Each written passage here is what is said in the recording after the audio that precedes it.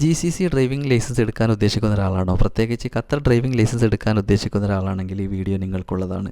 Qatar traffic department പറയുന്ന Qatar ID ഉള്ള ചില പ്രൊഫഷണലുകളായ ആളുകൾക്ക് മാത്രമാണ് ഖത്തറിൽ ഡ്രൈവിംഗ് ലൈസൻസ് എടുക്കാൻ സാധിക്കുകയുള്ളൂ. അതുപോലെ തന്നെ ലോകോത്തര നിലവാരമുള്ള റോഡുകളായതുകൊണ്ട് തന്നെ പൂർണ്ണമായി കോഴ്സ് പൂർത്തിയാക്കിയതിന് ശേഷം മാത്രമാണ് ഡ്രൈവിംഗ് ടെസ്റ്റുകൾ ലഭിക്കുകയുള്ളൂ. അതിനുശേഷം മാത്രമേ ഖത്തർ ലൈസൻസ് ലഭിക്കുകയുള്ളൂ. ഇന്ത്യയിലെ 4 വീലർ ലൈസൻസ് നമ്മുടെ കയ്യിലുണ്ടെങ്കിൽ ഖത്തറിൽ നമുക്ക് ഹാഫ് കോഴ്സ് എടുക്കാൻ സാധിക്കും. ഈ ഹാഫ് കോഴ്സ് നമ്മൾ എടുക്കുമ്പോൾ നമുക്ക് പൂർണ്ണമായും കോൺഫിഡൻസ് ഉണ്ടെങ്കിൽ മാത്രമേ അത്തരത്തിലുള്ള കോഴ്സുകൾക്ക് നമ്മൾ ചേരാൻ പാടുള്ളൂ. കാരണം നമുക്ക് ഈ കോഴ്സ് പൂർത്തിയാക്കി 2 ടെസ്റ്റുകളാണ്. ടെസ്റ്റുകൾ ഫെയിലായി കഴിഞ്ഞാൽ പിന്നെ വീണ്ടും നമ്മൾ കോഴ്സുകൾ ചേരേണ്ടതാണ്.